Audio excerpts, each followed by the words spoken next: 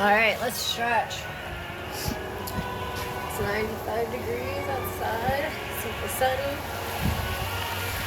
Taking my shirt in. This tank top's roll up. On a thick and heavy, strong girl such as myself. Alright, let's go ahead and try to touch our toes. Feet a little over shoulder width apart. Feeling those medial hamstrings. We're such cute time. Oh, helps us cool down too. And prevent inflammation. Improve neurovascular circulation. Oh, I love you too, Sammy. I got a cut on this one, so I have to be careful. So right on, slide of the knee forward. Can't stretch too much. Slide and turn. Let's go ahead and do our hip flexors. We're going to bring in our knees above hip, working those hip flexors, strengthening that core. Into that. Oh, buddy.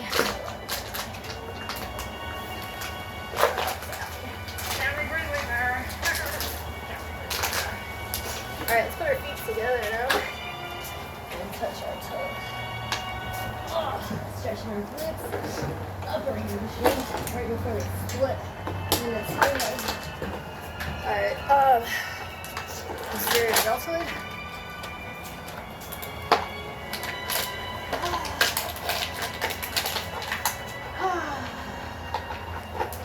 Other one.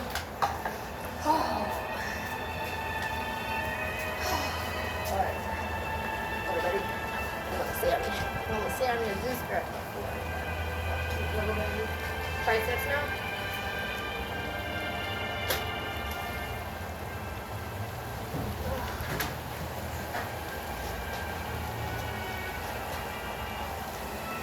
Outdoors. Okay. Now, let's go ahead and do the hip minor. About 135 degrees for the hip. Core process. Attachment right here, stretch, switch, minor.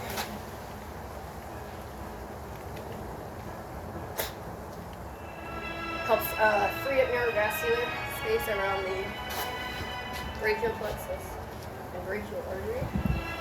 Alright, and then let's do the major sternal attachment.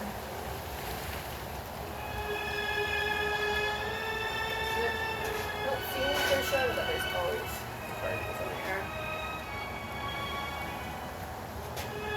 Clavicular division, switch. It's dusting on the particle lip in here. Okay, stretch out and lean back, stretching our rhomboids, and the shoulder retractions. Now just grab one arm. Pull on it sideways, stretching your serratus anterior.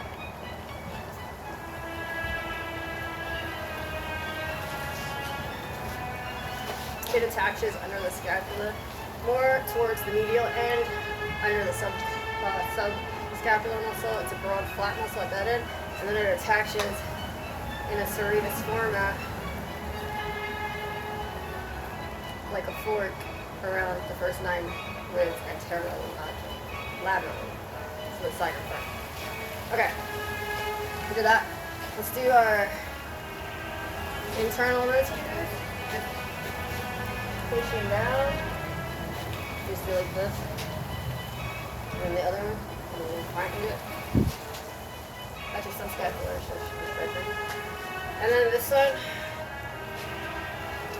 you can actually just put it like this, and then move away from it. So it's like this, and then moving like that. You're stretching. You're actually stretching your subscapular, this one. The other one was the external rotators of the infraspinatus below the spine of the scapula, and then the teres minor. So you're stretching them down. This other stretch, like this, was the external rotators, right below the posterior delta. You're going to do this one too. So now we're going to get these subscapulars on this arm. 90 degrees, turning away from it. As it goes under the AC joint.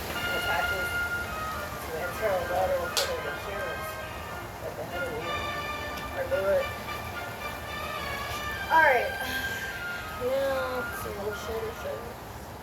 We're rolling through it. Okay. Down, down. Okay, now let's get those metatarsals.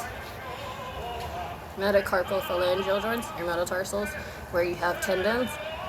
Past this point, the metacarpophalangeal joints are our phalanges, distal phalanges, the most distal, the most proximal phalange. Okay, those have ligaments. More blood supply here, at risk of tenosynovitis at the palm. If those tendons lose synovial fluid, you can stretch them by grabbing at the base of that first proximal phalange, pulling, and then moving anterior, posterior, a little internal, external rotation, and then pull it again. And do that to each one so you can help circulate and prevent Kleinbach avascular neurosis of the lunate at the carpal. Get some motion in there.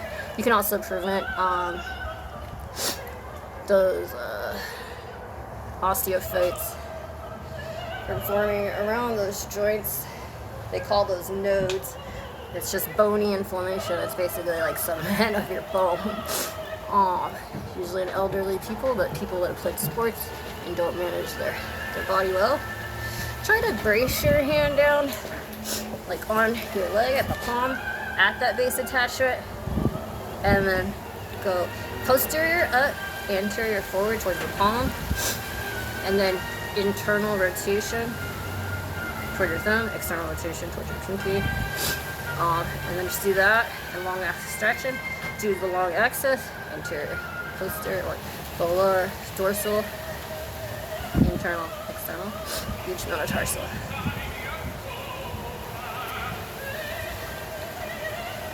Only to comfort, do not dislocate it. Okay. And if you can crack your knuckles, even better. You're probably not going to get as good with this one, but just try, because you know you're weak right here.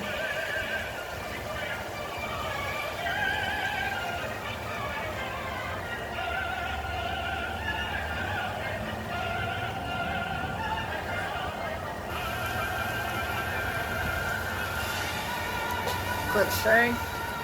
Okay, let's go ahead and stretch our forearm extensors. We're going to bend, wrist flexion, and then we're going to pronate.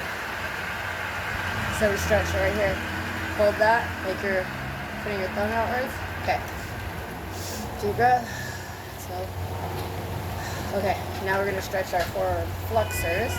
We're going to wrist extend. And we're going to supinate like this. And then just hold it there, filling it in our forearm flexors on the pinky side.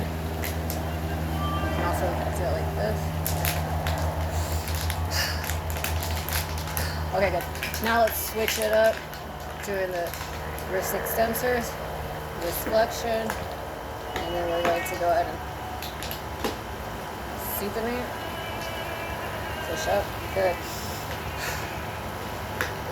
Okay. Wrist flexors right here. Wrist extension. And pronation. Supination actually. Supination on then right in here.